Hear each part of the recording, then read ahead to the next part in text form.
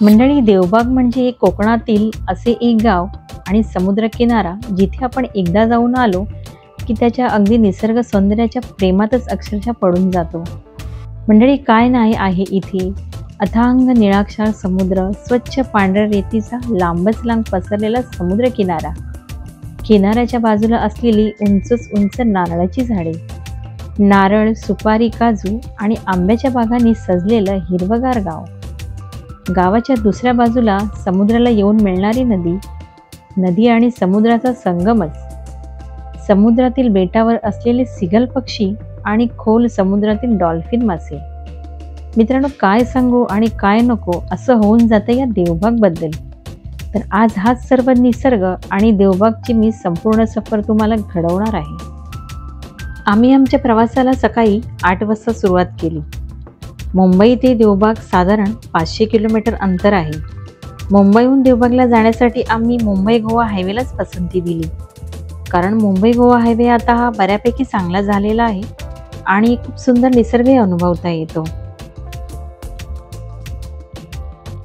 आम्ही रात्री 8 वाजता बुक करून ठेवलेल्या मालवणी येथील आनंदवन होमस्टेला पोचलो। आनंदवन होमस्टेचं वैशिष्ट्य सांगायचं म्हणजे अगदी निसर्गाच्या सान्निध्यातच हा होमस्टे आहे। याचे रूम कसे आहेत, त्याचा पत्ता काय आहे आणि त्याचे चार्जेस किती आहे हे आम्ही तुम्हाला व्हिडिओच्या शेवटी सांगू।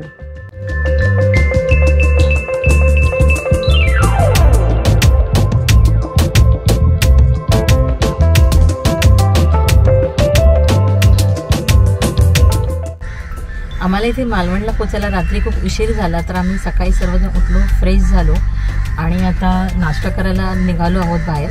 तर इथे कवटकर म्हणजे हॉटेल आहे, खूप चांगलं, तिथे नाश्ता मिळतो असं आम्ही ऐकले आहे। तर ते आम्ही नाश्ता करू आणि नंतर आम्ही पुढच्या प्रवासाला सुरुवात करू। तर बघूया आपल्याला कोणते कोणते स्पॉट बघायला मिळतात। चला,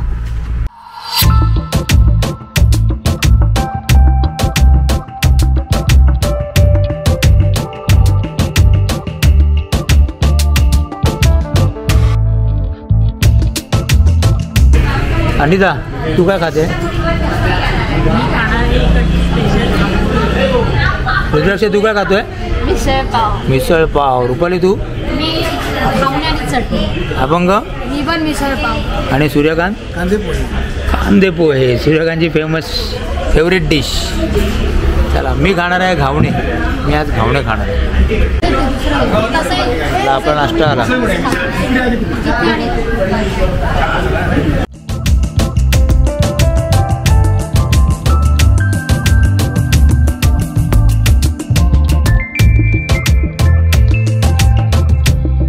दादा, मिसळ पाव कशी आहे?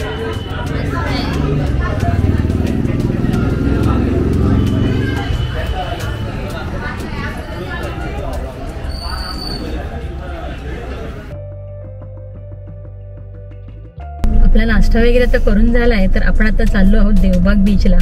तर चला बघूया आपल्याला तिकडे डॉल्फिन बघायला मिळतात का। चला, आम्ही देवबाग बीचवर पोहोचल्यावर समोर जे काउंटर दिसतंय तिथे आम्ही 1500 रुपये देऊन पॉइंट पाहण्यासाठी बोट बुक केली। रुद्राक्ष, चालला बोटिंग करायला। कोणते कोणते स्पॉट बघणार आहे? कोणते दाखवणार ते?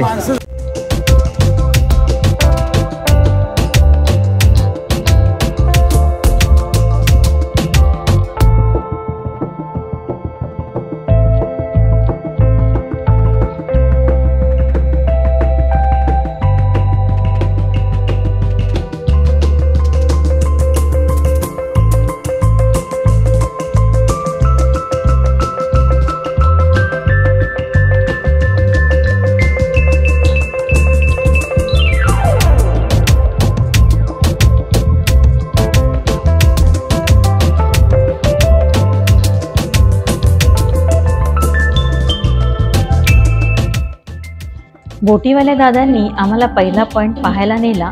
तो पॉईंट म्हणजे संगम पॉईंट। देवबाग बीचच्या एका बाजूला सुंदर समुद्र तर एका बाजूला कर्ली नदी आहे।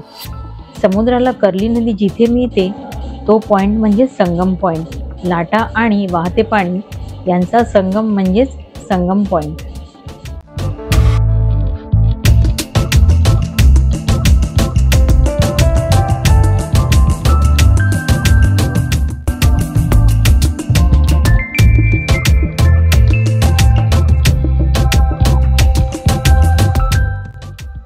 तिथून आम्ही थोडे पुढे गेल्यानंतर आम्हाला सिगल पक्ष्यांचा थवा दिसला. सिगल पक्ष्यांना एवढं जवळून पाहायला मिळणं हा आमच्यासाठी खूपच दुर्मिळ आणि सुखद योग होता.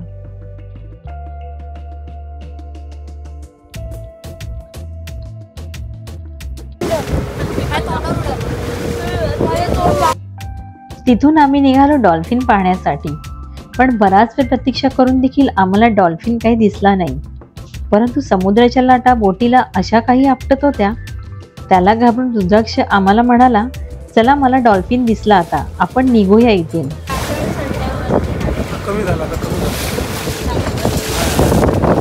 डॉल्फिन दिसला रुद्राक्ष? दिसले जाऊया. डोळ्यासमोर चमकलेला चला चला. आम्हाला दिसलं नाही. भीती वाटते, भीती वाटते, भीती वाटते.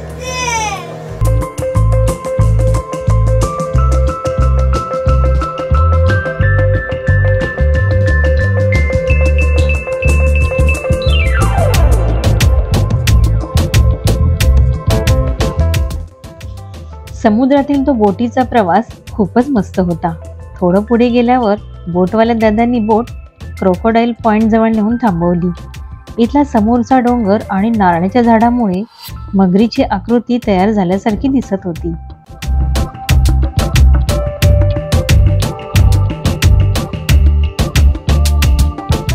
तिथून आमची बोट निघाली सुनामी आयलंडच्या दिशेने. परतीच्या प्रवासातील शेवटचा पॉइंट म्हणजे सुनामी आयलंड.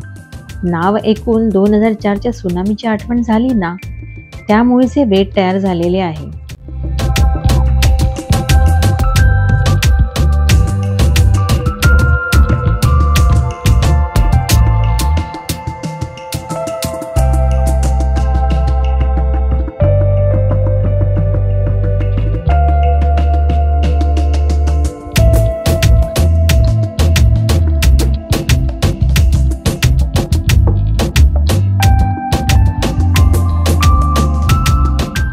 सुनामी आयलंडवर आपल्याला वेगवेगळ्या प्रकारचे स्पोर्ट्स ॲक्टिव्हिटी बघायला मिळतात, ज्या आपण आपल्या फॅमिलीसोबत एन्जॉय करू शकतो.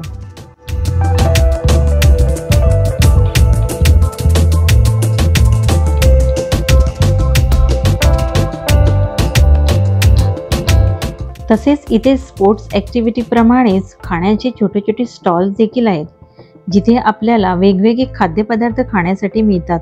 आम्ही देखील सर्वांनी तिथे नाश्त्याचा आनंद घेतला.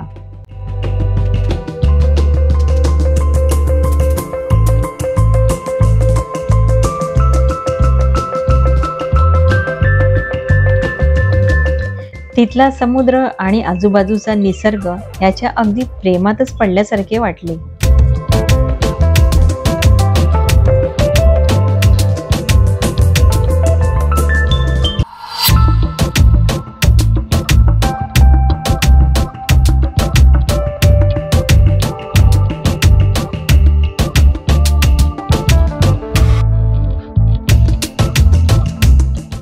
बरेचसे पॉइंट पाहून झाल्यानंतर आम्ही देवबाग बीचवर परत पोहोचलो. तेव्हा तिकडे गर्दी अजिबातच नव्हती.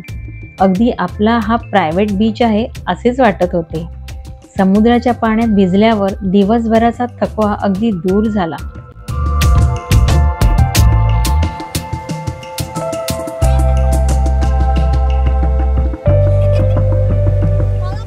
इथल्या समुद्राच्या पाण्यामध्ये रुद्राक्ष आणि अभंगाने तर अगदी खूपच मस्ती केली आणि त्यांच्याबरोबर आम्हीही लहान झाल्यासारखं वाटलं. तिथल्या समुद्राच्या लाटा आणि ते पाणी अगदी अंगावर चिंब घेऊन आम्ही भिजत होतो, अगदी लहान मुलांसारखं. रुद्राक्ष एवढं पाणी.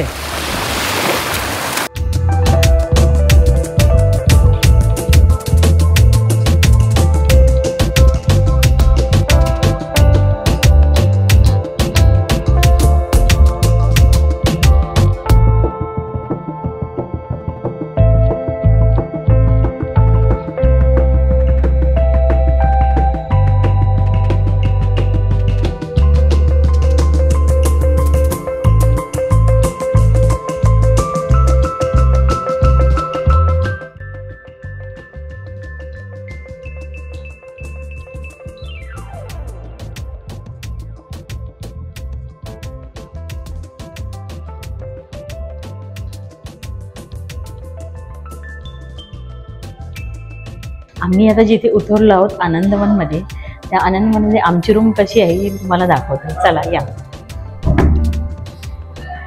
हा आहे हॉल. इथे आपल्याला 2 बेड्स मिळतील. त्याच्यानंतर ही आहे विंडो. ह्याच्यातून हा खूप सुंदर व्ह्यू आपल्याला बघायला मिळेल.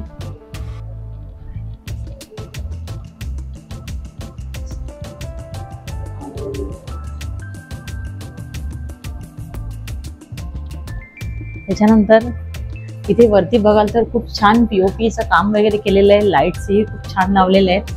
2 फॅन्स आहेत. त्याच्यानंतर इथे तुम्ही बघाल तर आपल्याला जर आपण जेव्हा फॅमिली बसतो त्यासाठी एक साईड दिलेली आहे इथे.